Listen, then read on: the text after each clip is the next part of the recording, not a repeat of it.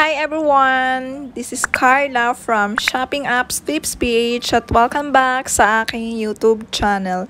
Sa video na ito ay tuturo ko po sa inyo kung paano gamitin ang SPay Later offline. Kung gusto mong malaman, keep on watching! Okay, pumunta lamang po tayo sa ating Shopee app. And i-click po natin ang Me icon.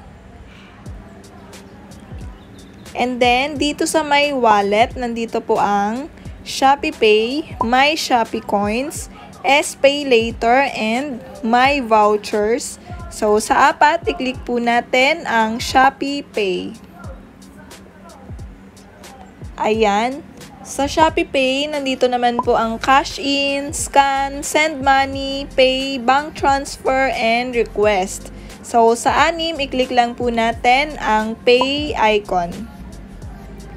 And then, i-input po natin ang ating PIN sa Shopee Pay. Ayan. So, ito naman po ang ating payment code. So, pwede po tayong mamili dito sa payment method. So, dalawang option lang po ang meron. Yung wallet balance and yung SPay Later. So, if hindi po sapat ang iyong balance, ang pwede mong magamit na payment method ay yung SPay Later. So, i-check mo lang po yan. Yan. And then, para maka-avail ka ng up to 25% of payment, i-on mo lang po yan siya. Ayan.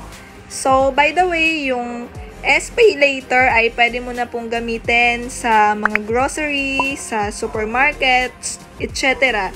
So, bago po kayo mag-proceed sa counter, tingnan nyo po muna kung ano po ang mga payment method na pwede. So, kung nandun po ang Shopee Pay or SPay Later, so, doon na po kayo mag-proceed ng inyong mga transaction. So, yon, na-on na po natin dito ang 25% of payment. So, ang next ay, i-click naman po natin ang Scan QR Code. Ayan, bale, sa counter ay may nakalagay pong mga barcodes doon. I-scan nyo lang po yon, and then that's it. Makakapag-pay na po kayo gamit ang inyong SPay Later. So, yan lamang po. I hope meron po kayong natutunan sa video na ito. Kung meron, please share this video to your friends, like, comment, and subscribe. Thank you for watching. Bye for now.